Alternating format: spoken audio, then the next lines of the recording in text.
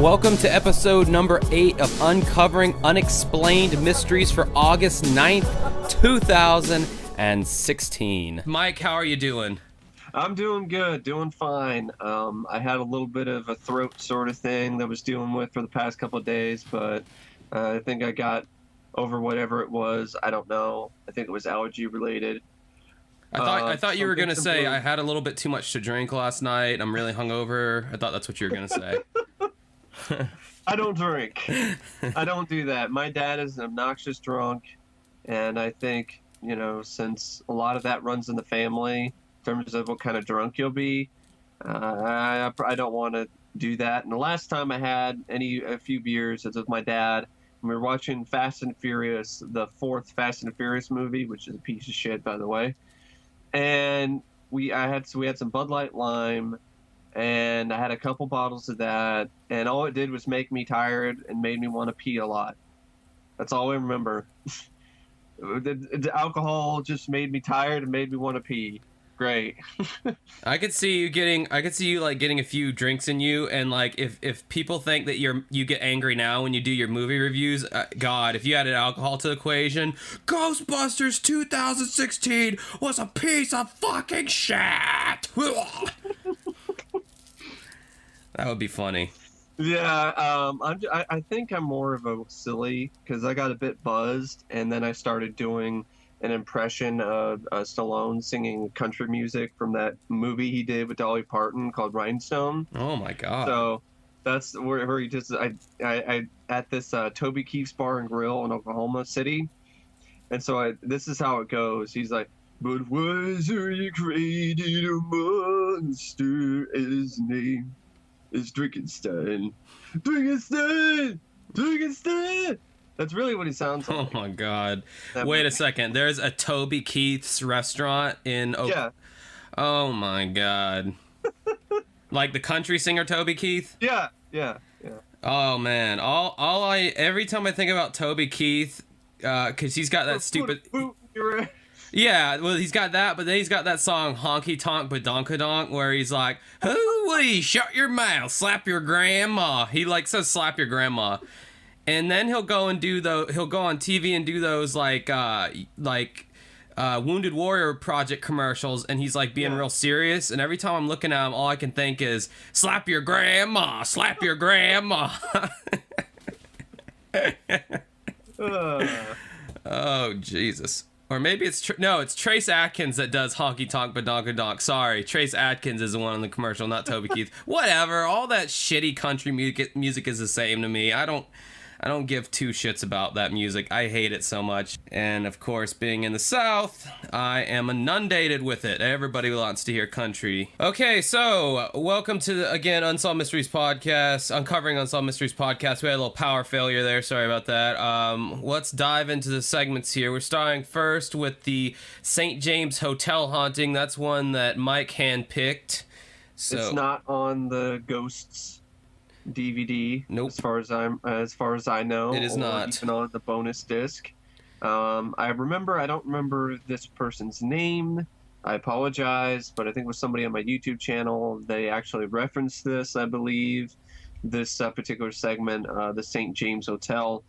So I thought it would be a prime candidate to do a discussion about. Also, I thought it was actually definitely a pretty creepy ghost segment. I mean, you got everything you want out of the typical type of haunting segment on this show, and more, with a creepy ghost boy. So, yeah. So it happened at the Cimarron Hotel. Now, this is an old-ass hotel. This is one of those hotels that has just been around since the Wild West. Hotels typically have a lot of kind of energy in them from all the various people who stay there, and some emotions run high at hotels sometimes with some of the guests and whatnot. So this is no exception, especially considering that this hotel back in the olden days had such notorious people as Jesse James, Doc Holliday, Wyatt Earp, Annie Oakley. All these people had been known to stay at this hotel, and in the segment when they flash back to the Wild West times, and they've done this before on Unsolved Mysteries, they always play like that old Susanna song. It's like it's like played with that old timey piano. Like, I always thought that's so fucking funny, because it stands in like stark contrast to the rest of the music on Unsolved Mysteries, which is scary as shit even to this day. But like every now and then they'll have some lighthearted little. Well, the stuff that they do for Treasures too is kind of lighthearted as well. It's just kind of, it sounds Native American. Yeah. But yeah, it's the St. James Hotel in Cimarron, New Mexico. Oh, right. Okay, my bad. I guess I understood that wrong when I was watching it. So yeah, its glory days faded, obviously, after the Wild West times, and hotels, much like any other building, it'll fall into disrepair if you don't take care of it, and that's what happened in this one. Until 1985, when Ed Sitzberger and his wife Pat purchased the St. James Hotel. They soon discovered that the hotel, of course, had a life of its own. Also, they went around to see how many leaks were in the hotel. That's what their whole. They first went there to see if there was, water leaks or any kind of other damage. They were checking the hotel out with flashlights, see how many leaks it had. Then they turned off the chandelier, and as they were walking out of the hotel, for some reason, one of them felt compelled to turn back around and look at the hotel, which is a theme. There's some other ghost segments where that happens. I believe the Gettysburg Museum segment was one where they did that, but instead of a chandelier, it was a shade that kept getting pulled up mysteriously, and then they'd go pull the shade down, and then they'd get pulled up again. So it was the same deal with this, except for it was a chandelier light. It turned back on, so they'd go there. Oh, that's weird, whatever. So they go in there and they turn it off again, and then they go outside, and yet again the light turns off right in front of their eyes. This point, it's kind of like, okay, the first time, yeah, I'll give you that. It could be an electrical thing, but the second time, that's a little bizarre. So they went back in there, and the former owners had told Pat, the wife, something that she actually tried. She said she's standing at the light at this point to turn it off for the third time, and she says, "I don't know who you are or why you're here, but I'm tired and I don't want to play tonight. Can we please play another day?" And she turned the light off, and then they walked out and the light stayed off. They thought, maybe this is an electrical problem, but according to the Sitzbergers, the hotel's haunted from the top to the bottom. In one of the rooms, I believe, wasn't it room 18 where the guest reported the eerie tapping sound? Room 17. Room 17. Yeah, guests were staying in room 17 one night, and they heard this eerie tapping sound on the window. And it actually was eerie. Like, when you're watching the segment, the tapping sound, it's like a very aggressive tapping. It's like someone had... Yeah, just like that, basically. It's like human hands are doing it. It was creepy. They also showed another part in the segment, although they weren't narrating over it, but they showed a scene in the kitchen where the cook was in the kitchen and one of the glasses just started floating in midair. Yeah, that was a pretty decent effect too. Like, they probably did it with some string or whatever and something. But maybe if you could look at it close enough, you might be able to see the string. I don't know. But then there was this local high school student who I guess was working at the bar, or I don't know why. He's a high school student. He should be working at a bar, but okay. He was cleaning the bar at 5 a.m. when he looked at the bar and he saw a little kid standing there and spinning a glass on the bar. And I love the way he's describing it. He's like, he's going around and he's spinning the glass on the bar going, shoo, shoo, shoo. Hey, that's an important detail, man. Yeah, as Charlie went to tell him he had to leave, the kid turned around and his face was glowing with this unearthly blue light, and he looked like he was scarred, and like it looked like something straight out of a horror film. Like, this is the love child of Freddy Krueger and Leatherface.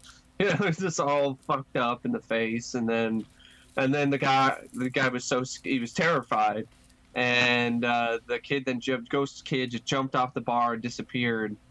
And then I love how the teenager guy, this high school student, Charlie Varela, he's like, I quit. That was it. Like, I quit the job and never looked back. And Yeah, which, you know, isn't the first, again, in this show, isn't the first time that you get, like, former employees on there talking about their experiences, and it's usually just maintenance or janitorial type people, and they'll experience something. Yeah, and I quit thing. That you normally don't hear that. Yeah. So, like, yeah. Yeah, they actually took a bunch. If you saw something crazy like that? Oh, fuck yeah, dude. Yeah, absolutely. Absolutely. I don't, you know, they probably weren't paying him that much either, doing the kind of jobs that he was. It's like, I don't need my $8 an hour for this bullshit. They're not although some people out there now might be like, yeah, man, I want to see it, you know. I almost feel like ghosts don't fuck with people who want to see it. I feel like it's like only the people who like aren't ready for it that they want to fuck around with. Same with UFOs, too, to a certain extent. Because, you know, there's all those people who hang out in Roswell, you know, with the T-shirts and the, you know, like the merchandise they're trying to peddle. And they're like, they'll have these conventions and they're like all wanting to see a UFO and they never do. But then someone who's like totally disconnected from like UFO culture, like will see one driving down the highway or whatever. Like, there's probably such a thing as jealous UFO fans, you know. I think there's a special name for them. I don't remember exactly what it was, though. Oh, really? Yeah. Oh, that's funny. That's golden. So, when this guy, going back to this story, when this guy, Dr. Kenneth Wright, heard about the spirits, he came to investigate, and he wanted to go into room 18. And he went into the room with Pat, the wife, who was co-owner of this hotel. And he described the room was cold, and in the upper left hand of the corner of the room, there was this whirling, like a white swirl. And to quote him, he said, "There was this anger and hatred, and instantly I was filled with terror. I was gasping for breath. I've never been that terrified in my life." Then Pat, the woman, walked up to it and said, "You can go. You are free to go."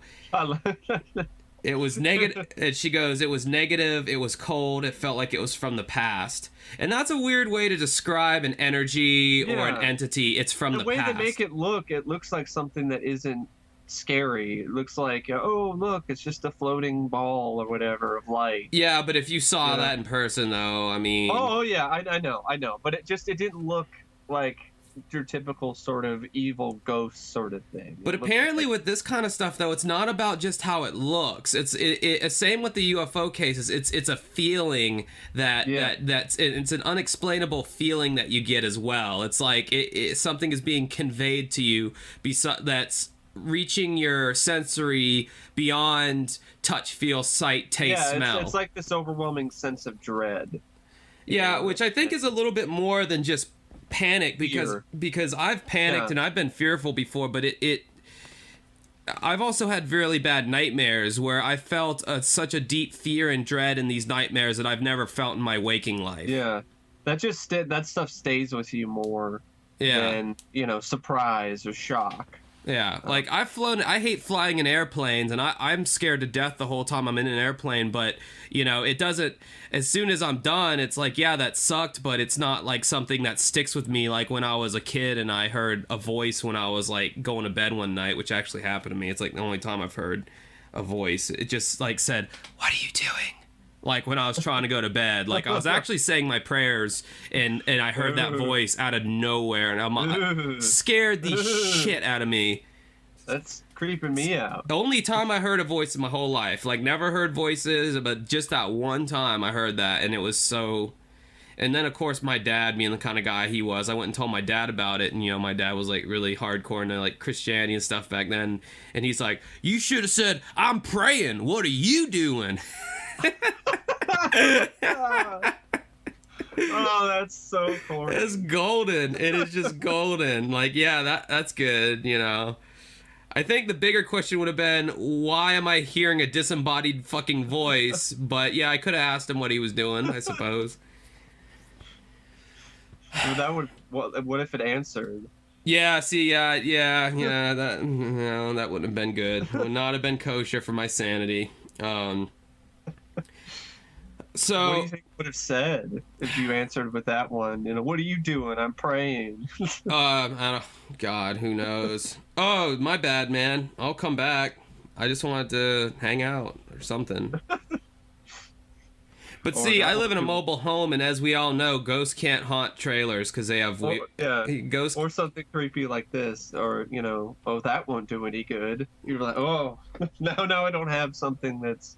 Now I know that this, whatever's talking to me, is definitely not good. Yeah, I just don't think ghosts can haunt anything with wheels on the bottom of it. Like, trailers have wheels. So Christine is not plausible to you, a haunted car. No, no. I a haunted RV, like I think anything with wheels, just for some reason it loses touch with the spirit world when it's got wheels on it. So if you live in a mobile home, you're safe here in the South. I think you're good. Haunted RV. Sci-Fi Channel needs to make that movie. I don't know, man. You're the VHS expert. Isn't there some corny VHS murder or horror movie having to do with an haunted RV by now? No, there isn't. Oh, wow. It's an untapped market. I guess so. All rights reserved. Yeah, St. James Hotel, it kind of pretty much ended with that whole thing with the glowing ghost ball. And I love how Patricia's like, you can go now. Like, it's like, what? Why? What possessed her to say that? I'm proud of her just for saying anything, because I wouldn't have been able to say anything in that moment. Exactly. She's definitely got some balls. The event that happened after that, though, was kind of the last thing. Ed, the husband, contacted Jackie Littlejohn. What? Jackie claims to be able to talk to the spirit world, and she's Native American, I'm assuming, although she looks like she might be like half white, half Native American. She had like the headdress. She's a half-breed. I do not get the reference, but it sounds like some bad 80s song. It's a Cher song. Oh, okay, wow. You have an extensive Cher knowledge, Mike. I'm learning about you every day. That's just a lovely thing about this. So anyway, this Jackie Littlejohn, Native American lady, apparently, she sensed, when she walks into the hotel, she could sense a gunshot. She could see and feel and smell evidence of violence, intense violence. She had a vision of a deadly poker game. She felt like the hotel might have been at stake at this poker game, or a very large herd of animals. One of the men in the poker game's ghost haunts the room 18. There was a shooting, apparently, between these two men after the game. Apparently, the man who won was the one who was killed, and I guess the guy who lost, just out of anger and jealousy, shot him. He died of blood poisoning, which is a long, painful, agonizing death, and all that energy still haunts that room. Jackie even had a name for the man, T.J. Wright, and they looked up his name in the registry in 1881 and found a T.J. Wright who had spent 3 nights there or whatever. And pretty much after that, they kind of got a name for the ghost and a face and all that. And they said, well, room 18's off limits. No one's staying in there. We're not doing any construction. That room's basically going to remain a tomb. I mean, they're not going to fuck with it. That's what he said. He said the guy who owned the hotel, he's like, that's his room. Yeah, right. Which is probably the smart thing to do, whether you believe in ghosts or not. It's like, I'm not a super religious person, but am I going to go open up a fucking Ouija board and play it? No, I am not. I'm not going to touch a Ouija board. I'm not going to be in a room with people doing a Ouija board. That's so twisted that Milton Bradley, I think, or was it Milton Bradley? Yeah, I believe so. They're all like, oh, Ouija board, that's our game. Dude, you can still go to like Target or like, I don't know about Walmart, but I went to Target the other day, and amongst all the other family board games like Monopoly and Life, there was the fucking Ouija board. And I'm like, don't they know this is the portal to hell? And they're selling it right next to like Uncle Moneybags. Like, what the fuck? Selling it right next to Connect 4 and all these like wholesome little kid games. Oh, and also for your enjoyment, the portal to hell. Just thought you might have some fun with this one. Well, that's kind of what happened in Amityville 3D. They used a Ouija board, and it helped open up Portal to Hell, so yeah. Yeah, I haven't heard a lot of good things that are associated with Ouija boards. I mean, even the Ouija board movie was shit. Oh, yeah, they did make a movie out of that, didn't they? And they're doing a prequel movie that's coming out this year. So. Wow, so that means the first one must have made some kind of money. It was terrible, but it still made over $100 million. Damn. Did you do a review of that one? Yeah, I did a rant on that a long time ago. Yeah, that was awful. Teenagers flock to see it, I guess, because it's PG-13. So I guess it enables some teens to get, I don't know, scared. But I was more bored than anything else. Yeah, I guess when you're a teenager, you kind of want to be cool and go, if you're going to go see a movie with your friends, like, you're going to want to go see, like, a horror movie or a scary movie because it's cooler than going to see, like, whatever. Pitch Perfect 3. Yeah, something like that. Exactly. So, yeah, the St. James Hotel, it's a short segment, but I thought it was fairly memorable. I was kind of surprised I didn't include it on any of the DVDs. Yeah, it's funny you mentioned the DVDs because I forget exactly which ghost segment it was, but they had, it might have been the Comedy Store ghosts or another ghost segment that was on the DVDs, and it talked about, Robert Stack did a little bit of exposition before he went right into the episode, and he's like, Unsolved Mysteries has chronicled many ghost stories over the years, and they were showing clips on the DVD, and I'm like, okay, seen that one, that one's on the DVD, that one's on the DVD, and then they showed like 2 clips from the St. James Hotel, and I'm like, oh, what's that one? That one's not on the DVD. So, in a sense, technically, Mike, it was on the DVD collection for like 2 seconds. For 2 seconds. Yeah. Yeah. That's even more baffling to me why it's not on the DVD then. Honestly, I get it. I get why they didn't put it on there. It's short. It's not the most interesting ghost segment in the world. Yeah. I mean, when you're stacked up against the Black Hope Curse and Tallman House Ghost, I mean, it's like... They could have included it on the bonus disc, though. They could have included a lot of shit on the bonus disc. Again, how do you choose? You know what I mean? Yeah. Like, I don't know. Like, I think the one... I don't know if it was on the... Kelsey House, they could have put that one on. Kelsey House is pretty good. I've kind of yet to see a ghost segment that hasn't been on the box set that I've really been like, that one should have been on there. I think as far as the UFOs and ghosts, I was pretty happy. Strange Legends. Bizarre Murders, though. Bizarre Murders. God, they could have done 8, 9, 10 more DVDs of those from the segments that I've seen. Some great Bizarre Murders. Yeah. And speaking of Bizarre Murders, that leads into the next segment. Ooh, look at you, Dr. Segway over here. Yeah. Wow, you're becoming a pro, Mike. That would be the Black Dahlia murder. Most people are aware of the name. If you say Black Dahlia murder, first thing that might come to some people's minds is the hardcore band, the Black Dahlia murder. If hardcore music is not your cup of tea, I totally understand because I don't like it either, and I don't like the band. But isn't there also a movie? Yeah, there's a 2006 film that came out, directed by Brian De Palma, which has Josh Hartnett and Scarlett Johansson in it. It was not very well received by the critics, and I don't think it did very well financially. I haven't really seen it, but yeah, I haven't heard a lot of good things about it, so I haven't really bothered to see it. But either way, the Black Dahlia murder is something that is on the tip of people's tongues when it comes to... Well, yeah, it's been featured in a lot of things. It was featured in an episode of America's Most Wanted as well.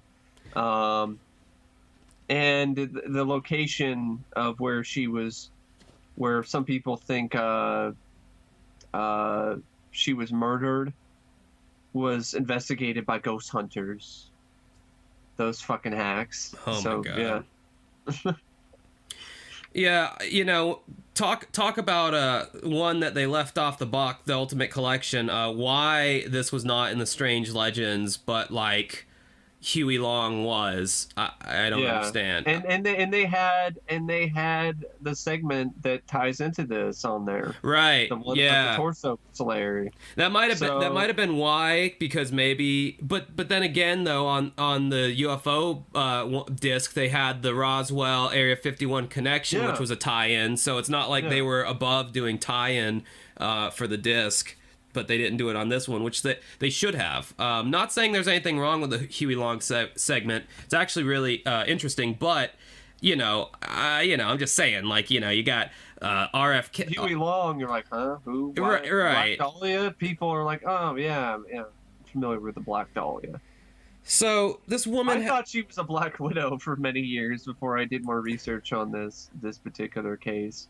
I thought it was like she was the killer.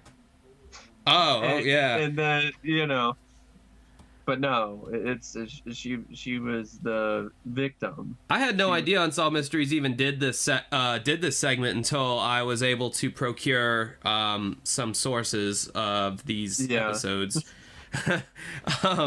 Yeah, I didn't know that they did this one. And then when I saw it, I was like, oh, sweet. Sure.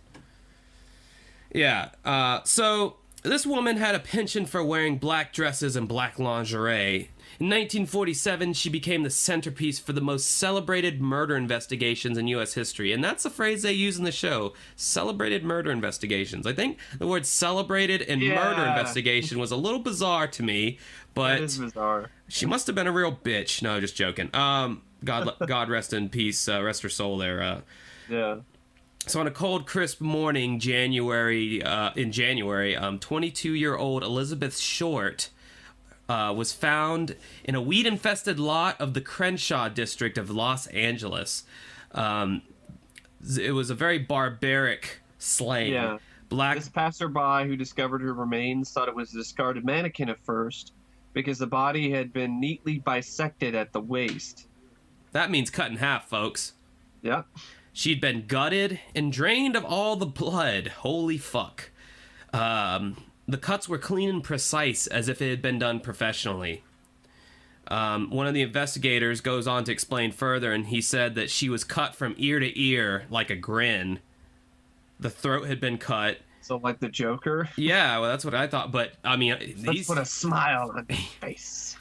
He's talking ear to ear, because Joker was like cheek to cheek. But this is sick. If you, I'm glad I can't get a mental picture of what this would even look like. My mind can't like render an image of this, and I'm thankful for that.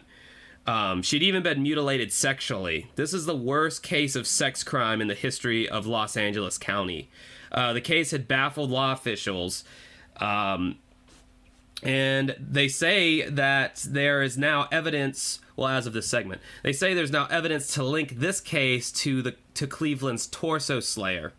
And the Torso Slayer was a dude who evaded a man that Robert Stack, as he says in the segment, came to know very well. Now, I'm just gonna bring that back for a second. In this segment, Robert Stack is doing his, on camera little discussion of this, and he goes, he actually kind of, because every now and then, for those who don't know, Robert Stack played Elliot Ness in the Untouchables series on TV long time ago. But he was really heralded as doing a really good job of portraying Elliot Ness. And Robert Stack will not avoid this topic that he was a part of that show or whatever. And Stack mentions it was a character that he came to know very well. When he was talking about Elliot Ness, which I thought that was cool. Yeah, they kind of broke. That was nice. And there was also footage of him in the Butcher Kingsbury, the Torso Slayer segment, and legendary, on the Mysterious Legends set, which talked about the Butcher of Kingsbury, the Torso Slayer of Kingsbury run. Yeah, so Elliot Ness, after the Untouchables, he became Cleveland's public safety director from 1935 to 1942, and he had to deal with, and from that time he had to deal with sadistic murders, and now that they look at the killings in Cleveland from the Torso Slayer, they felt like killed the Butcher of Kingsbury killed at least a dozen people between 1935 to 1938 by hacking the bodies into small pieces. He also disposed of their heads, many of which were never found. Ness believed he found a man that he thought was a butcher, but this person he thinks died a year before admitting himself to the mental hospital. No proof was ever found to connect this man to the Butcher of Kingsbury murders. The Torso Slayer. I guess the Torso Slayer is the same person, or is there a difference? Well, no, There was a lot of linking of the two people together in this segment. The Torso Slayer, at least 15 people, all by decapitation. Yeah, first of all, the modus operandi was the same for both the Black Dahlia murder and the torso slayings in Cleveland. This man was precise. He would bisect a lot of the victims, cutting them in half. He'd cut off limbs. Looks like a guy who definitely knew how to operate and knew how to use surgical instruments, and was a very meticulous surgeon. Right. He was very surgical like, and he was very OCD about cleaning the bodies. Yeah. In fact, Elizabeth Short, aka the Black Dahlia, he had meticulously cleaned this body as well. He had shampooed her hair. He scrubbed her skin so hard with bristles that bristles were found in her skin, actually. So this guy had the same MO for both the Cleveland killings and Black Dahlia. It looked like it would have been from the same person. Now, they said the only difference was the Black Dahlia's head was not decapitated. However, there were some victims in Cleveland whose heads were not decapitated as well. So that that doesn't necessarily eliminate him. Yeah. And Kingsbury, by the way, folks, was this area in Cleveland where, these tramps lived. So it was kind of like a shanty town. It's pretty much what it was. And this killer would go in and he'd prey upon these tramps who lived in this shanty town. The shanty town is an old term for, they put up shacks and, a homeless town, sort of a town where people, homeless people live. And, so the Torso Slayer would pick his victims from there, and then probably because he didn't think anybody would miss them. And they were a lot of prostitutes and targets.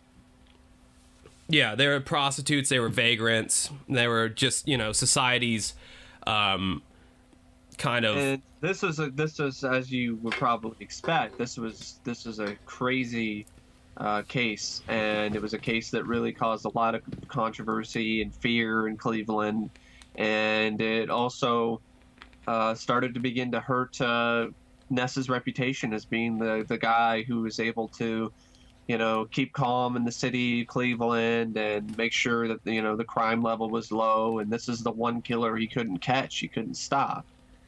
And that not only bothered him, but, of course, it bothered other people as well. And eventually, I think he even was considered maybe running for mayor.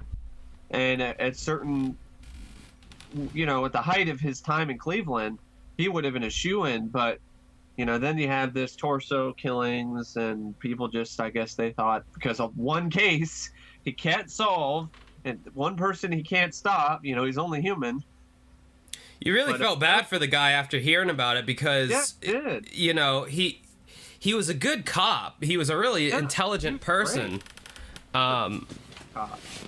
He developed a system to skirt around getting a warrant to go into people's apartments at the time around this area, because Elliot Ness was very old school in his thinking. He thought he was going to bust into someone's apartment and there'd be bloody walls and arms and limbs hanging from the ceiling. So he actually paired with the fire department and brought a few firemen with him and had mandatory checks of what he would call, to where he would go into someone's apartment and look, to make sure that all their fire, like the fire escape and, any kind of thing like that was up to code. And so that allowed him to skirt around getting any warrant to enter somebody's residence through police means. He was able to use a fire department like that. And he never found anything. He never found anything in any of the apartments. And in a final kind of desperate attempt, he burnt down the Kingsbury Run, the shanty town down there. He ordered all the people out of their little shanties and took them all downtown to book them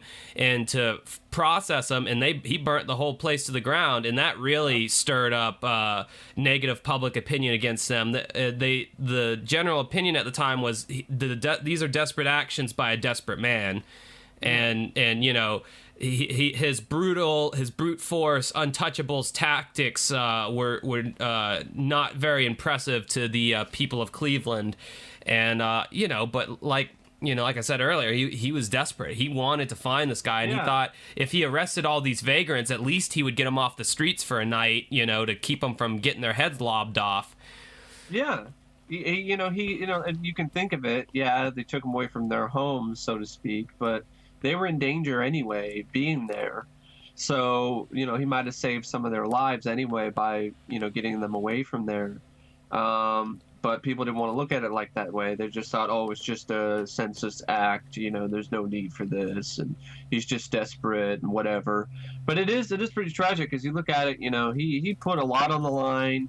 You know, he risked his life to do his job. I mean, I'm pretty sure a lot of mob bosses, a lot of people in the mob, a lot of places had hits on him. And this is a man who, you know, managed to survive and persevere despite that. And when he came to Cleveland, you know, he helped lower the crime rate. The crime rate was pretty high, and he helped lower it when he came there. So I think he became, was it the DA or? Public safety director. Public safety director. So he became the public safety director of Cleveland, and the crime rate, you know, went down. But I guess one devastating killer, absolutely. But, you know, so to link this to one slip up, and, you know, he was vilified. To link this to the Black Dahlia case, the murders at Kingsbury Run stopped in 1938, and it was around that time that the police chief got sent a letter from an anonymous person saying that he was moving from Cleveland to sunny California, and those were his words, sunny California. And it was also around that time that the Black Dahlia murder occurred and the Cleveland killings stopped. Yeah, and the murderer also taunted the police with letters like the Zodiac killer would do. Well, it was actually a message was mailed to a local newspaper, and it was a package from the killer. It said, "Here's Dahlia's belongings, letters to follow." And in the package, they found her address book. But I'm going to back up for a second because before all this happened, just a little bit about this Elizabeth Short woman who was killed. She basically went to LA like most people do to pursue acting and thought she would live the dream and become this very famous movie star. Right. Well, like most people, she realized that fame was very elusive, and she eventually drifted into prostitution. And her final days alive were shrouded in mystery. She always seemed to be on the move. She was last seen with a man she called Red, which was possibly a guy named Robert Manley. But he was cleared of all wrongdoing shortly after that. And a lot of the guys that she was fucking, her tricks as it were, they all had airtight alibis as well. Unfortunately enough for the police. Yeah, because she got into prostitution and became. It's probably essentially a call girl. Yeah. You know, when things in Hollywood didn't work out. Which actually happens to a lot of people nowadays. That's still something that happens to people now in 2016 in LA.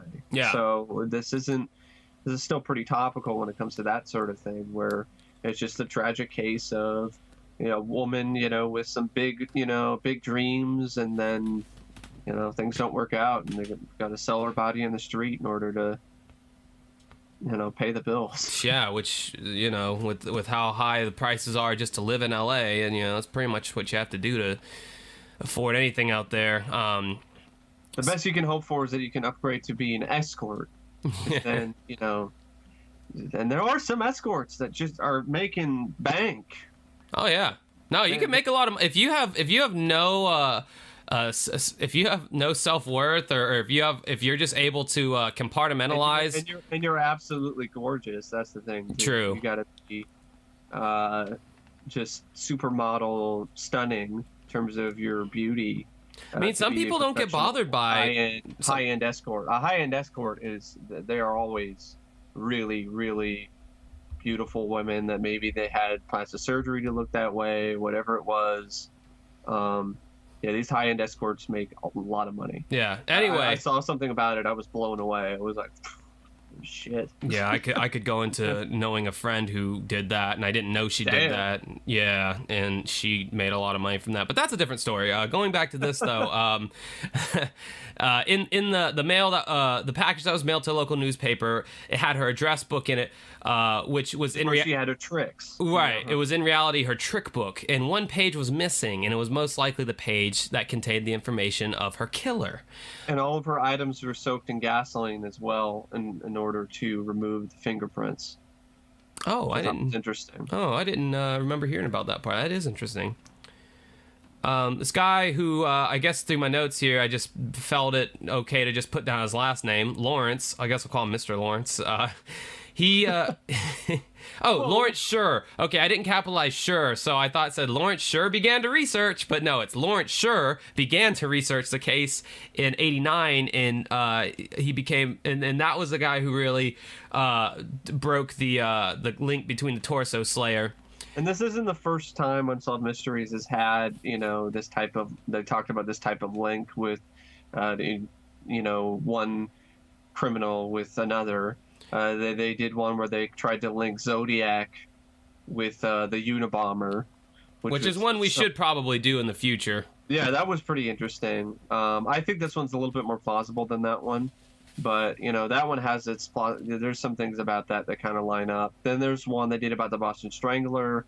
Was the Boston Strangler one person or was it a bunch of other people?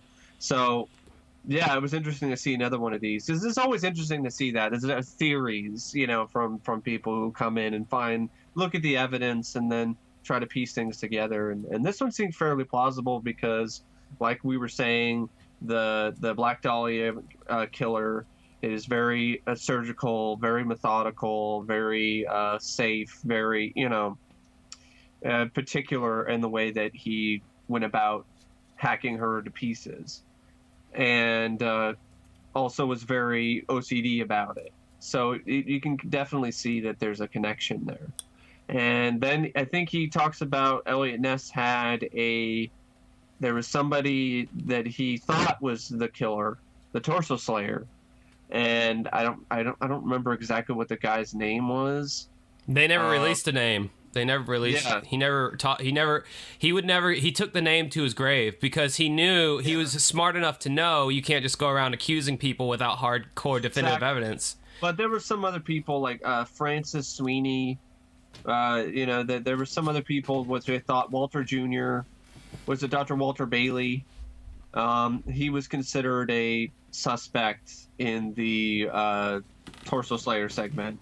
He's the older guy who had a degenerative brain disorder, which symptoms include homicidal behavior, even in people who were pacifists. And they think that he might have been it, because he liked clowns, so that explains the Glasgow grin, on I think the Black Dahlia. Is that what that's called when it's cut ear to ear? A Glasgow grin? Oh, okay, I didn't know Glasgow that. grin. Oh, all right. Yeah, it's but it was interesting, the one they talked about, the mystery guy. And what's really stood out to me was that Ness had him, and he had him do a lie detector test. He had him do it twice, and he failed both times. And Elliot Ness was asking him, did you do this? Did you kill these people? And he's like, you've got to prove it first. That kind of line of time. I don't know how much, reality is in that, because that might have just been something that's exaggerated for the segment. But yeah. Well, too, a member of someone approached Elliot Ness and said a member of one of our influential families fits your profile, and that's how he began. Yeah. He got to meet the guy to begin with because he, Ness, I guess, knew somebody who kind of floated around in those circles, and this guy was a surgeon, I believe. Yeah. And this guy also, they make this insinuation that maybe he let himself into, like, Ness, all right, I can't arrest you, but I guess he found a way to get him to go into a mental institution. Then the killing stopped, but he did it voluntarily. And because he went to the mental institution voluntarily, he could just leave whenever he wanted to. And so that's what the investigator, thinks that's what happened. Is he voluntarily decided to leave, and then went on to kill the Black Dahlia, and who knows how many other people. Well, yeah, because that's what they were saying. They were saying that he checked himself into a mental institution after the encounter with Elliot Ness, and then they were thinking he was in there the whole time, and they're like, well, how could he have killed the Black Dahlia if he checked himself into a mental institution? But the key word there was checked himself. When you voluntarily check yourself into a mental institution, you are legally free to leave at any time. That's really scary to me. Yeah, so that's like, it doesn't matter if you show like really sociopathic, psychopathic tendencies. Well, no, I mean, it makes sense because if out in society, but if you check yourself into a mental institution, it makes sense that you could leave. I know, but it's terrifying to me because there's people who are just should not be a part of society, because of how crazy they really are, how legitimately nuts they are, and how much of a danger they are to themselves and to the rest of us. Right. So that's the kind of thing where I would hope there would be some way now, but there's barely any mental institutions to begin with anymore.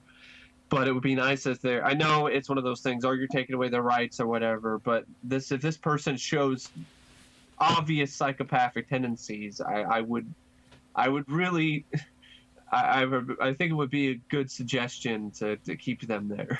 Well, I mean, this guy's floating around in these high society type circles. Yeah. This guy knows how to play the game. And I mean, I think he might have gotten let off because he was some like cousin with a politician or something like that. Or, he knew somebody who was, in the upper crust. Right. And that's what was so scary about it, was that not only is he could have been like this notorious serial killer who was just protected, but also at the same time, he admitted himself in there. So that means he could leave whenever he wanted to, start whatever reign of terror he wanted to again, and then he could just admit himself into the mental institution again, and then just repeat this cycle over and over again. Yeah, I mean, I didn't know until reading this, and I mean, I'm being kind of tongue in cheek here, but I didn't realize the fucking mental institution was a get out of being investigated free card. Like, oh, he's in the mental institution, can't touch him. Yeah. I mean, surely there's some kind of, way to vet these guys to see if is this guy really just using the mental institution as some kind of shelter, and is he, really... Yeah. Does he really belong there, maybe he wasn't really legitimately insane. He was just... Oh, no, there was a screw loose in this guy's head. Absolutely, but I'm just saying, but he was not to the point where he couldn't stand trial, or he couldn't be able to, that kind of killer, that kind of the serial killer who's sane enough, that they're not completely crazy to the point where they don't have any rational thoughts.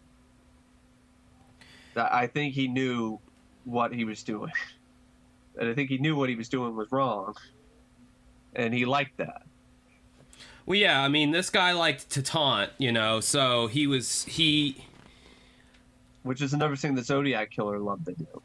Yeah, I mean, he wasn't, anybody who, he had that thing missing in his brain that, like, sees human beings as people that Yeah, it's a sociopathic tendency. Right, so, I mean, that's... no emotion.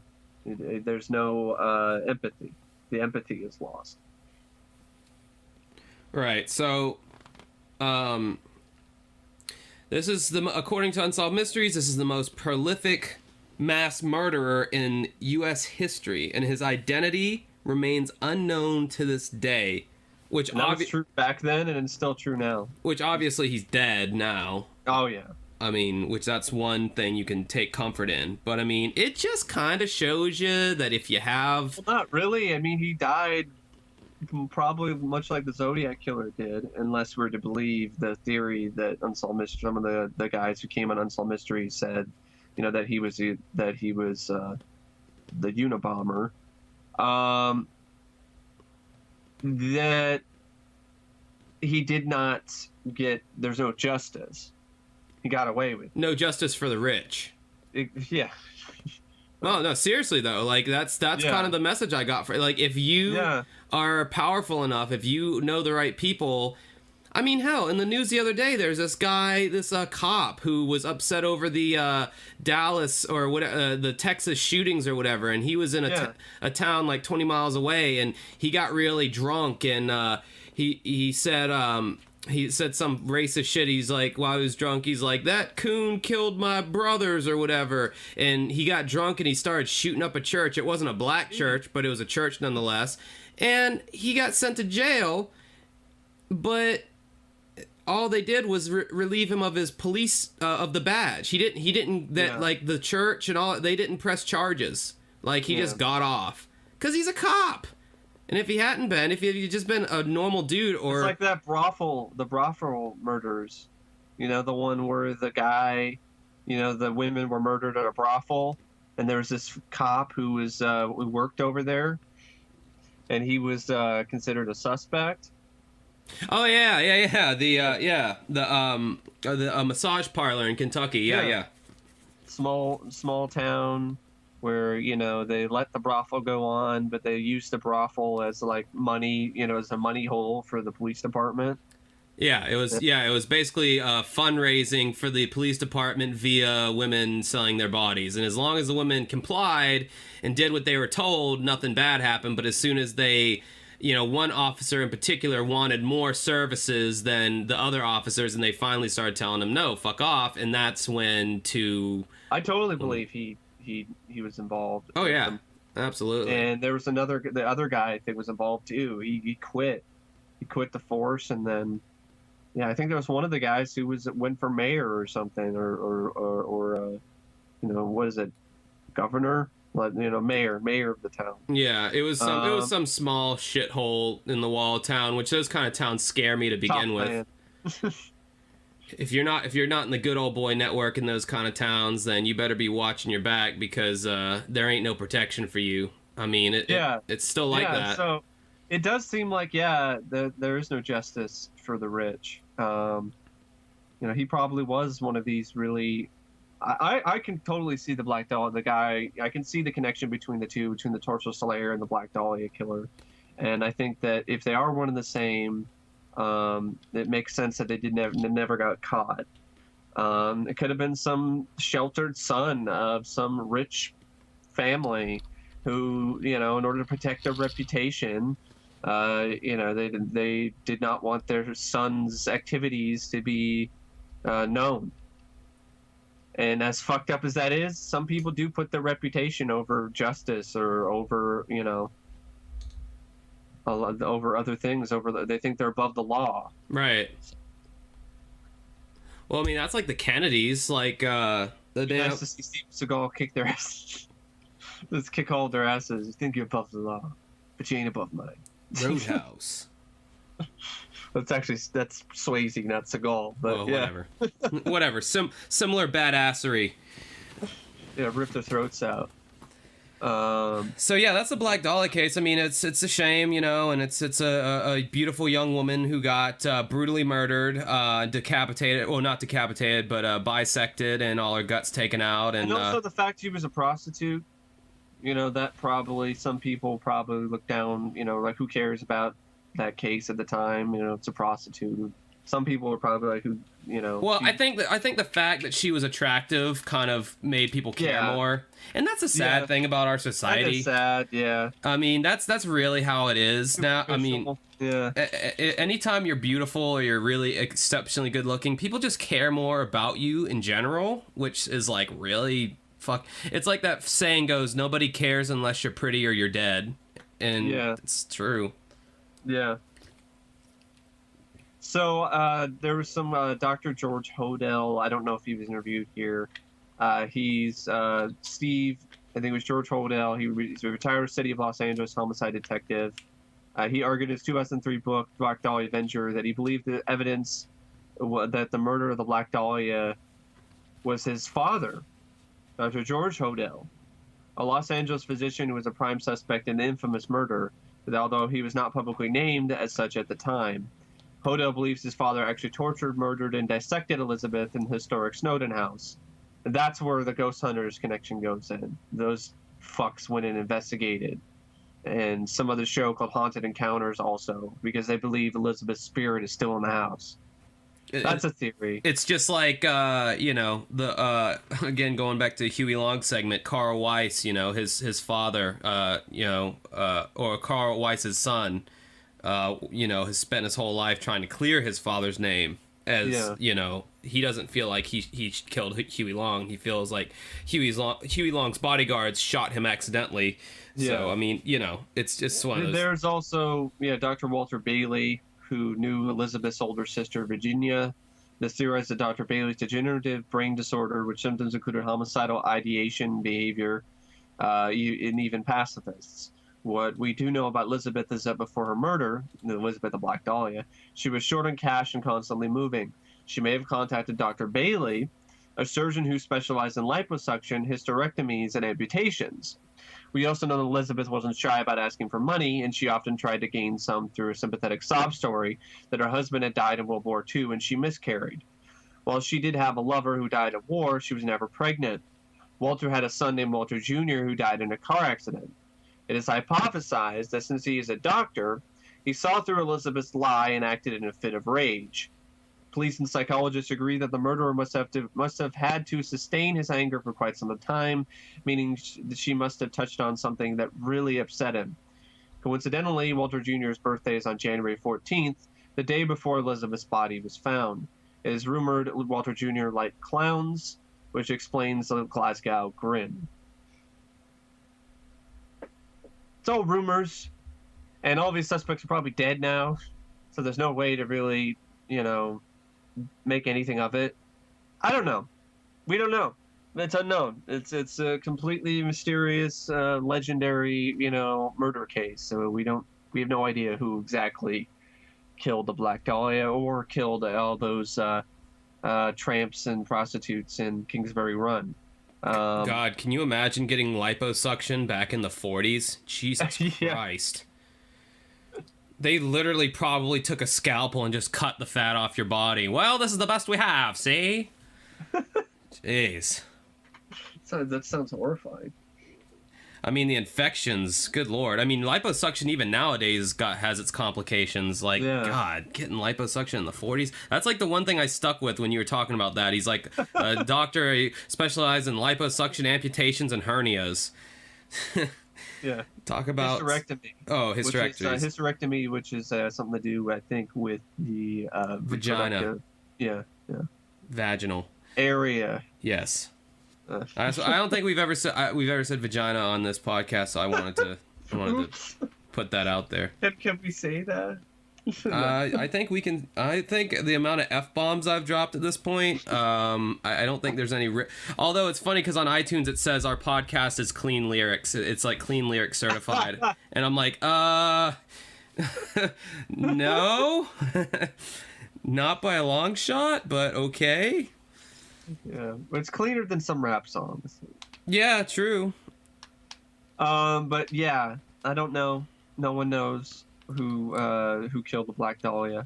But it is a very fascinating case, and this is a nice little extra thing to add to it, the potential that there's a connection with another unsolved murder.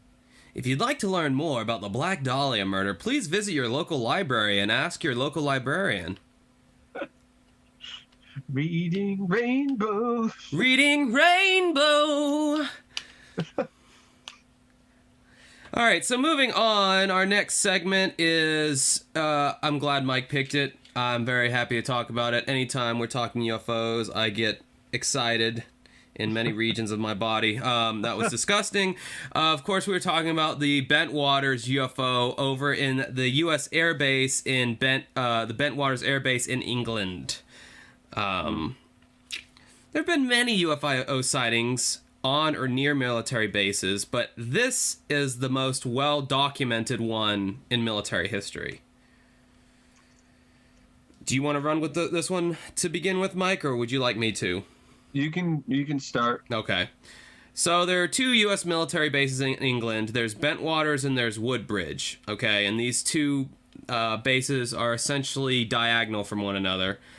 It's separated by Rendlesham Forest, which, if that's not a British-sounding forest name, I don't know what is. Rendlesham Forest! Okay, I should have learned from doing my YouTube video where I try British food that I should not try to mock the British accent. They get very pissy about that. Rendlesham Forest. That, you just made thousands of British people angry just then, Mike. They do not like their accent being mocked. We don't sound anything like that, governor. Anyway... Well, I think they might not mind the one I did, because I don't think that's... You'd be surprised. I tried to... exaggerated as yours, I guess. I don't know. Whatever, fuck it. Yeah, whatever. So, December 26th, a day after Christmas, 1980, around 2 a.m., Airman First Class John Burroughs and a friend, well, not a friend, but his dude that he worked with, they were on routine patrol on the base perimeter when they saw lights in Rendlesham Forest. It looked like a rave was going on. They thought perhaps Tiesto was holding a secret show out there. Just kidding. But they did see large lights out in the forest, which would really be... what they said was they thought it was like Christmas. Yeah, like a massive Christmas light show or something. Yeah. So he thought to himself, like, who would come out in the middle of a forest outside of an Air Force base and put on a light show? So he notified his superiors, and another security patrol unit arrived, and they also observed the lights. So now we got more witnesses. So the story's already getting credibility as far as I'm concerned. I'm already getting very excited in many regions. They went off base to check out the lights, but they left their weapons because they were moving out of American jurisdiction, which I thought was something that was kind of fascinating. It's like, oh yeah, I guess a base is like a little patch of American soil temporarily. And yeah. If you leave, then yeah, you're not on American soil anymore, so you got to leave your guns, because don't be a dick. So they were intrigued. If there were aliens that were not friendly and came, out of the spaceship and tried to attack them, then they would have been helpless. They would have shined a flashlight at them and said, "Hey, this is a mag light. You stay away. I can hit you with this." They were they just pour water on them or something. Yeah, like that crappy movie Signs. That was not a crappy movie. Why do people say that movie was crappy? I liked Signs. Damn it. It's okay. I've seen worse, but yeah, I saw it in the theater, and there were some legitimately scary scenes. But I hated the ending. The ending is just stupid. Why would any intelligent life try to go to a planet that's 80% water if that's their weakness? I don't know. Maybe they thought. And then their other weakness is wood. That's the other 10%.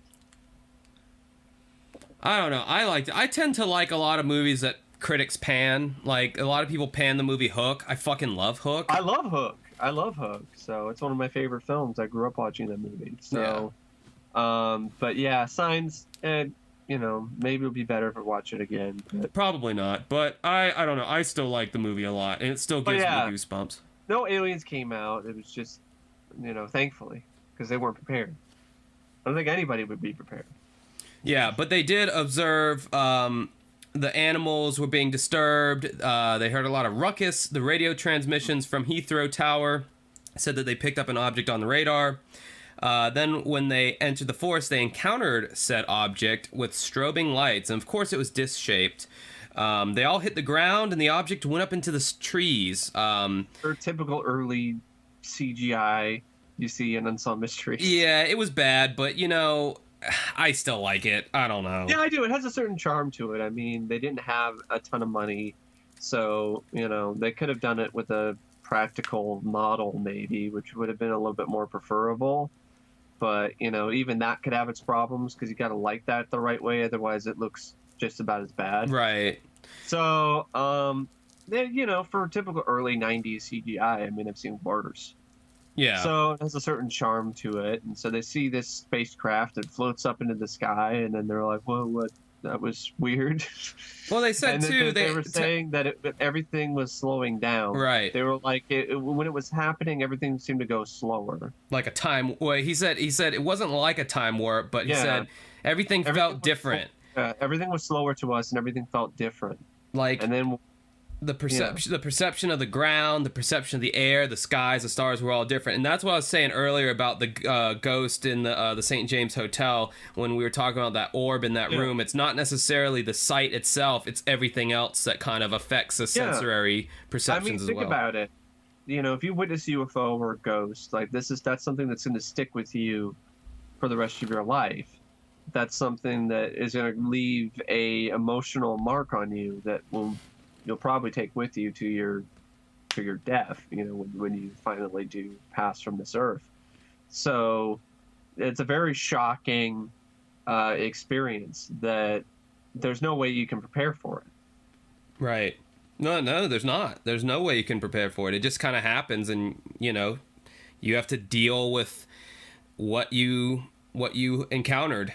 I just realized, well, I got proof now that we're not alone in this universe. And then you just think more like, what are there, more of these? How many of these are there? Are they still watching? Are they going to watch me? Or there's this, this whole sort of thing where you'll never, your bubble or your feeling of being safe, on Earth, is broken at that moment, because you realize that that's not the case. Well, and then it's got to beg the question, like it did with Betty and the other lady with the Texas UFO, where it's like, why don't we know more about this? Yeah, it's like, we just want to know what this is. We don't care if it's a little green men or not. We just need some answers, because physically we have ailments from this. And I mean, even though these men didn't suffer any kind of radiation or anything like that, it's still that same kind of, okay, fine, I saw something weird. It can be from outer space. Just tell me what the fuck it is so I know. Acknowledge that it at least exists, so I don't feel like I lost my mind. Yeah. So, exactly. Going back to these guys, for more than 2 hours, the men played an eerie cat and mouse game with the object. They always stayed out in the object always stayed out in the distance in the horizon. Sometimes it appeared to get closer, but it never got close enough to where they could actually have a close encounter with it. And then I like this moment when it's a little bit later, maybe soon after that, where they have this scene where this guy is talking about, with the Sergeant Burroughs and these are the men, oh, there's it's like, what are you laughing at? There's this other guy, like his superior officer, and he's like, oh yeah, this Sergeant Burroughs, these guys think they saw a UFO and chased it around for 2 hours, Oh and yeah. Yeah, the acting in that scene was left something to be desired. He was just like, and the guy's like, "What are you laughing at?" Or "What's so funny?" And he's like, "No, they're just chasing around UFOs." And then the sergeant guy's like, "Why isn't this in the blotter?" And he goes, "Oh, well, the captain didn't want to put it in the blotter." And he's like, "Well, was it blah blah blah blah?" And like then the guy got all, I don't know, it was real goofy. It was silly, but it was endearingly silly. Yeah. So, anyway, those events that happened with them playing the cat and mouse game with the UFO, they set in motion a chain reaction that resulted in, as I said before, the best documented UFO sighting in military history. And in this segment, these guys appeared on camera for the first time ever to talk about what happened. That Unsolved Mysteries got a lot of exclusive interviews with when it came to these kinds of things, because it's such a reputable show. So 5 hours after the sighting, John Burroughs reported to his shift commander, and the commander said, "Look, you saw something. Heathrow Tower confirmed that you saw something. So let's go out into the woods and see what you saw." Now, John Burroughs, he didn't want there to be anything out there. He wanted to be able to write this all off as something in his head that wasn't real, because it scared him. It was the unknown. It's like, I get that 100%. Like, I totally get that feeling of like, please let there not be anything out there to prove that what I saw was real, and now I have to reckon with this for the rest of my life. So when they went out there, though, to his chagrin, they did find evidence that there was something out there. They rendezvoused with British police officers, and they found that there were circular impressions in the earth where the craft appeared to hover previously, but apparently it wasn't hovering, it was on some kind of a tripod. The British officers dismissed the circles, again, hilarious denials here. They dismissed the circles as patterns of burrowing forest animals, even though the circles were the same distance apart, forming a perfect equilateral triangle. I love that. It was just rabbits or or a gopher or something. That's almost as ridiculous as the crop circle segment, where one of the suggestions were it was a group of prairie dogs or meerkats or something that had some kind of a dance or kind of circular thing they did, and that's what caused the crop circle patterns. It's like, dude, seriously, kill yourself if you believe that. Like, what the fuck? That's hilarious. I'm just imagining prairie dogs doing some... I like to move it. I like to move it. Doing some dance in a circle. Disney shit. So early the next morning, Colonel Charles Halt, the deputy base commander, thought there must be some kind of explanation for what was happening, because the UFO news spread like wildfire, and that's the guy who approached the desk when the laughing goofball numbnuts over there was bad actor over there was laughing about everything. So that evening, so a UFO. yeah. So later that evening, weird lights were seen once again. This time, they ordered large floodlights, also known as light-alls, to be dispatched into the woods. At 9:30 p.m., Colonel Halt got notice that the light-alls were malfunctioning. Radios were malfunctioning, and the animals were going nuts out in the forest. So he dispatched a second set of light-alls, and he put together a special division to investigate the lights. He had a professional photographer. He had some of his more trusted personnel with them in this team. So these are all like solid people. They had like a starlight scope to enhance night vision. Right. They brought a tape recorder. The whole team. Geiger counter to measure radiation. Yeah. Like they were getting scientific with this shit. And Robert Ball, who was part of this division, he was being interviewed, and he was talking about how when they found the landing site, branches were broken off clean up to the top of the trees, and the starlight scope, which is basically night vision, it gave off a dull glow.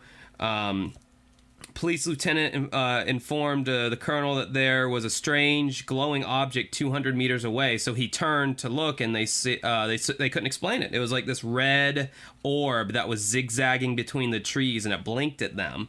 As it approached them, they just stood there in awe, which is exactly what I would have done. Yeah, me too. Then the object began to move away. Colonel Halt and his team pursued the object when they noticed that They noticed a farmhouse up ahead in the outside of the forest, I guess, and they noticed that this is where it got kind of weird. Like the farmhouse was like glowing red from the inside, like it was on fire, and then the object was like still like in front of the object was in front of the farmhouse, which I guess was causing this kind of a reflection, and.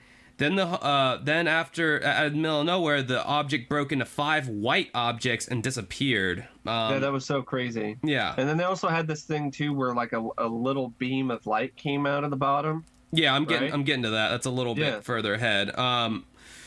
He was saying that there was a very strange feeling in the air. It made your hair bristle like static. He said he didn't think it was all psychological. He said that he believed that there truly was some physiological aspects to this as well.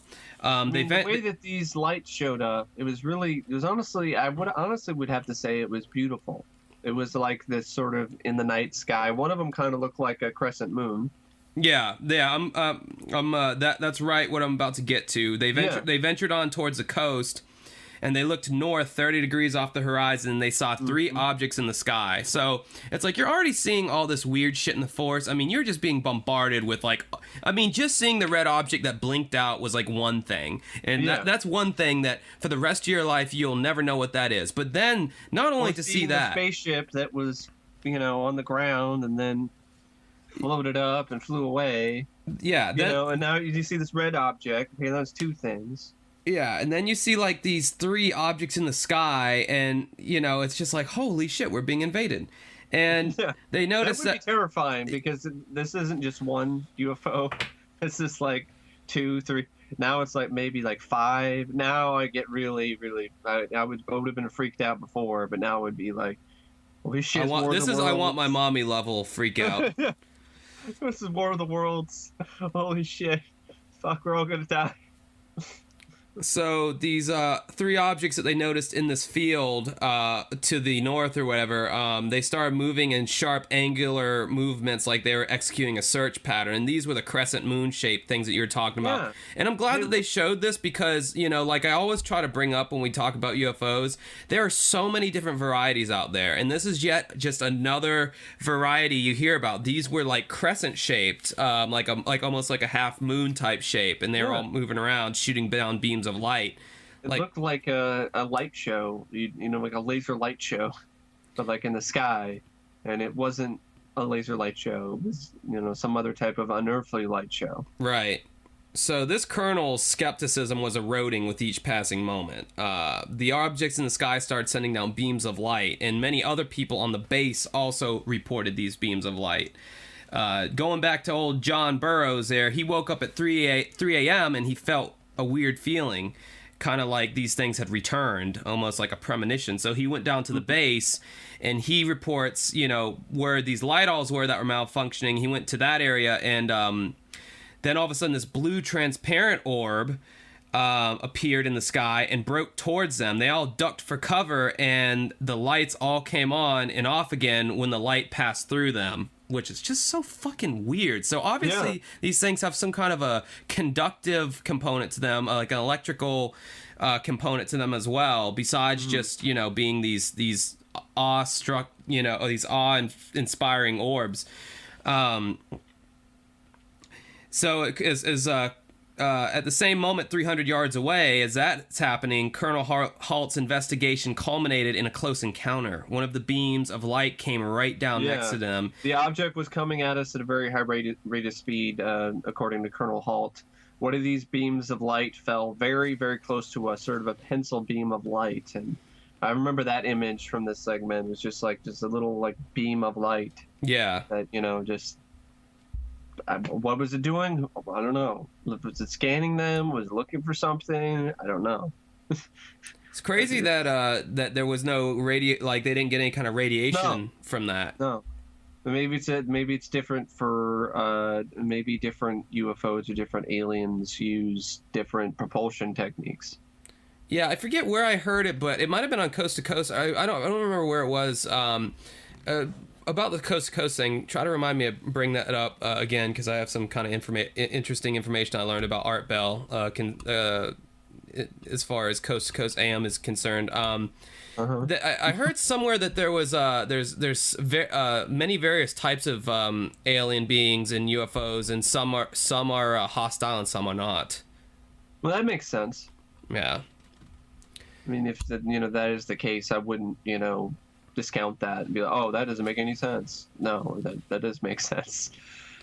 So then, a bunch of witnesses saw this. Military people. They drafted Colonel Halt. Drafted a memo about the incident. The object took off and never came back. He submitted this memo to the British military authorities, who never did anything with it. The United States Air Force would not even acknowledge the episode or the sighting. And then in 1983, a private citizen used the Freedom of Information Act to obtain Halt's memo. But not everybody was convinced by what it reported. James Magaha, however the hell you say his name, is a noted UFO skeptic and director of 2 private observatories. This guy was like, I honestly think he's a dumbass. And we bring in the skeptic at the end of the set. We need to like put in a noise for whenever there's a skeptic on either of these ghost UFO segments. There needs to be a special uncovering unsolved mysteries noise whenever the skeptic comes in, like a wah wah wah or something like that. I might put that in post or something. Oh, that would be funny. And this isn't really how he sounds, but this is how I hear him. It's like, the burden of proof for any event that is extraordinary is upon making the claim, not upon those who look at it from a skeptical perspective. Where's the evidence? Show me the evidence. And that's what science is all about. On the first night at about 3 o'clock that morning, a bright fireball, which is a very bright meteor, came into the Earth's atmosphere. And this is unquestionably what John Burroughs saw that night.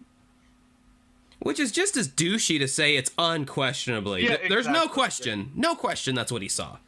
It's like, you're just as big of a idiot as you're claiming these people to be, because you are saying definitively that this is what it is and there's no way it could be this other thing.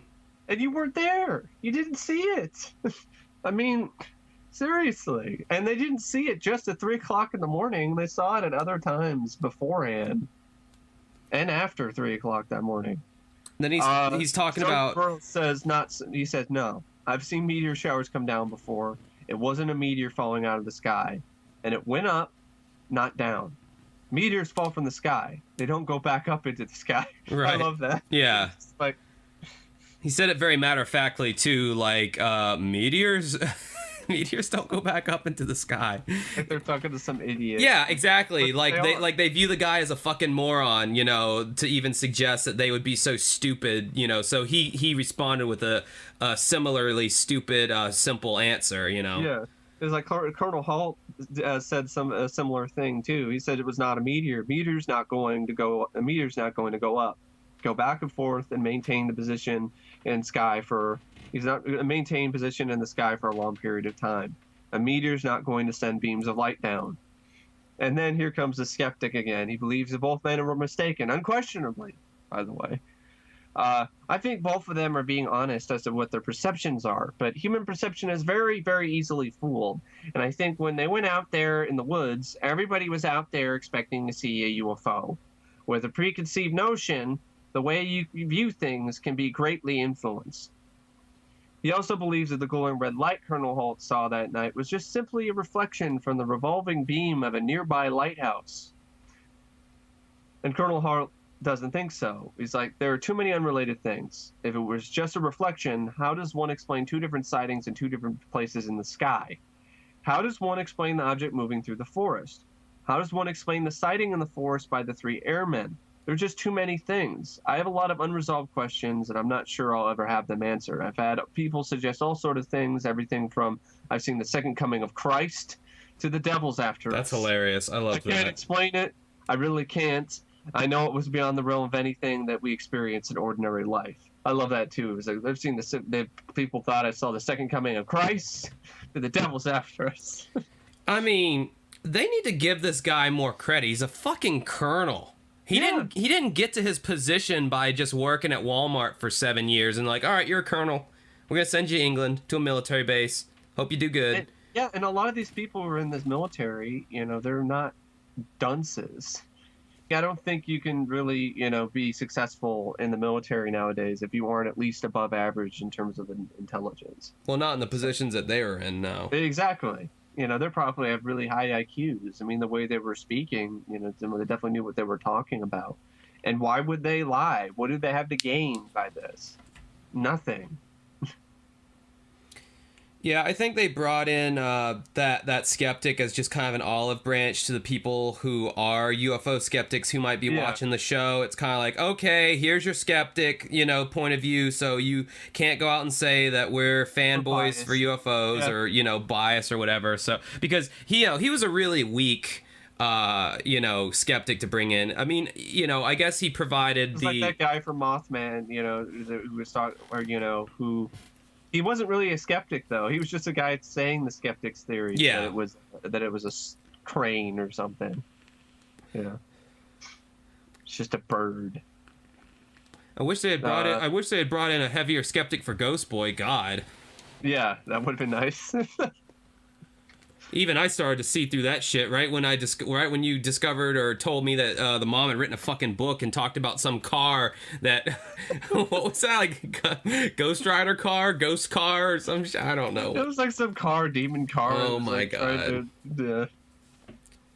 Dude, one thing I wanted to bring up about this, you know, in this show, you always hear this Freedom of Information Act was invoked. Freedom of Information Act was invoked. I just want to take a moment to say what a great act that our government put into place. Like, that is just fantastic that they did that. Like, well, sometimes, even if you do get stuff, you know, there are certain things that you get back that you don't get all of it.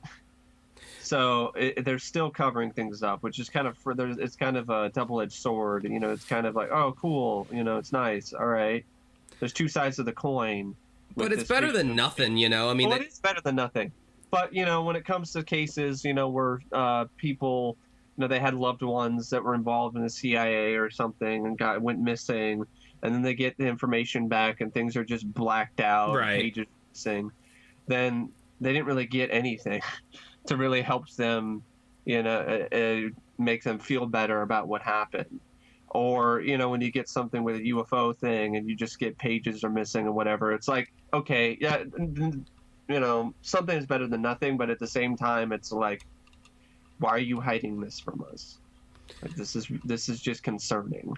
Another thing that it makes me think about is like, it's like, okay, yeah, you and I are interested in UFOs, but we're like babies compared to some of these people who are really out on the front lines. Oh, yeah. Who are really investigating this stuff, because if you listen to the story, okay, this happened in 1980. I mean, this was before the internet, this was before computers. The Freedom of Information Act was invoked in 1983 about this. So there were people out there who were so into UFOs, even back in the 80s, that they, somehow or another found out about this situation that happened in Bentwaters, and like 3 years later they had already invoked this Freedom of Information Act to get this letter to figure out what's going on. These guys are the real like rock stars of the UFO investigation front. I mean, we're barely reporters on it compared to these guys. I mean, who are these people? I mean, that's just incredible to me. Like, you must be, because I mean, there's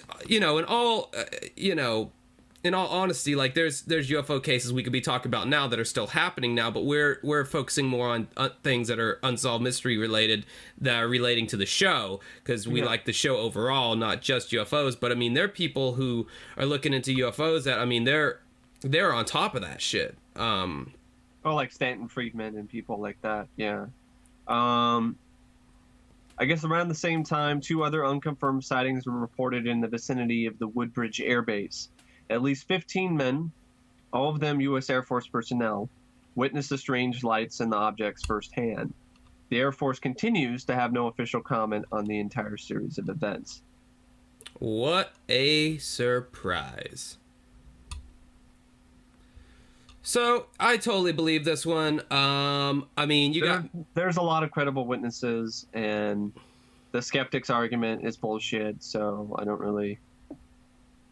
Yeah, there's no credence to that. I mean, you got military personnel, people who the last thing they're going to want to do is put their integrity on the line and, say something that's going to make them sound silly or not, credible enough to be handling their job. But I mean, these guys went out there and they reported what they saw, and I think that's all they did do. I don't think any one of them ever said it was the little green men the whole time they were being interviewed. They just kind of reported what they saw. And someone on the comments section on Unsolved Mysteries wiki, they were on the Unsolved Mysteries official site, though, actually. They were all saying things. They said, like, oh, this one guy was like put under hypnosis and said that it was humans from the future. Oh, wow. Who time traveled or whatever.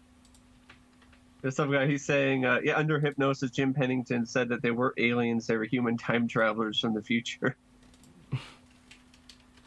And I guess a day after this event, the Betty Cash and Landrum UFO incident occurred. Oh, really? Yeah. Oh, wow. So, I had said this earlier about the Coast to Coast AM thing, and this is just for anybody who... keeps up with this stuff, which I do, and I just feel like it's something that I want to put out there. Art Bell, who hosted Coast to Coast AM, who started it way back in the day, he was kind of the daddy of all that, and I was actually I mean, this is going to be a duh moment to most people, but he's he doesn't do Coast to Coast AM anymore. It's George Norrie. Art Bell stopped doing Coast to Coast, I think, in 06 or 07. And he actually had to... I was reading up on this, and he actually moved out of his house, and he kind of, like... He's been out of the public eye because he was being harassed, like, at his house, was being harassed. Basically, it boiled down to people were trying to shut him up.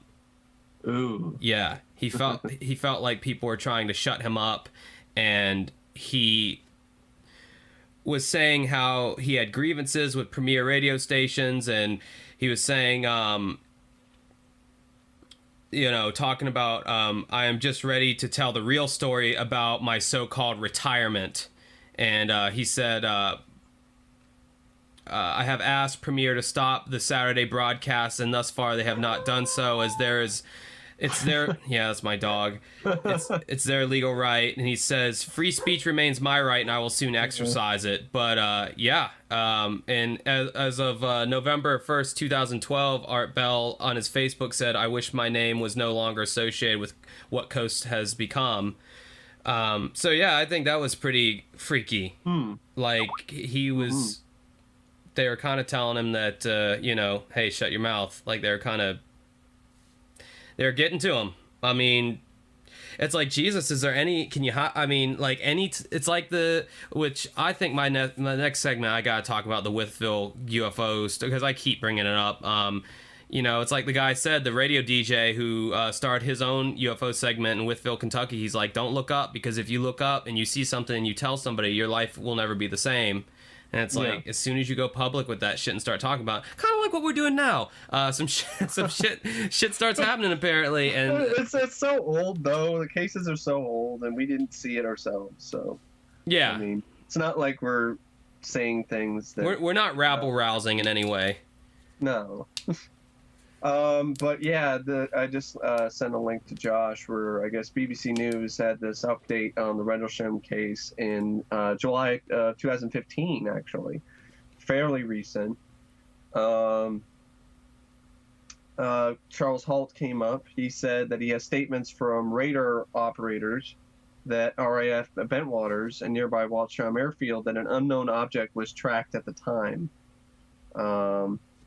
He says, I have confirmation that Bentwaters radar operators saw the object go across their 60-mile, 96-kilometer scope in 2 or 3 seconds, thousands of miles an hour, and then he came back across their scope again, stopped near the water tower, and they watched it and observed it go into the forest where we were. At Waterstrom, they picked up what they called a bogey and lost it near the Rendlesham forest. Whatever was there was clearly under intelligent control. Oh, wow, yeah, they're showing a picture of this guy. Damn, he's aged since that Unsolved Mysteries segment. Yeah. So I thought that was a little interesting sort of extra update to the case. Part of me wonders if this has kind of become his thing now with how he's making money, because I'm seeing that he's shaking hands with a guy who's, like, got a book called Haunted Skies in this picture, and it's like, Yeah. But, think about it. This is after he probably retired as a military. Maybe he wanted to get the word out. I don't know necessarily. I find it more credible. Yeah, I mean, I'm not saying it's bullshit, but on a book than other people. But yeah, just thought that was a little interesting sort of thing. Anyway, I don't really know what else to say. Wow, Mike, way to make this awkward. The truth is out there, I guess.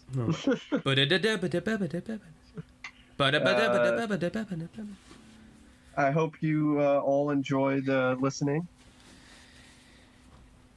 And I guess stay tuned for another episode sometime next week. Feel free to let us know about any other segments you would like us to talk about. Hey, Mike, did you see where someone called us funny on one of the iTunes reviews?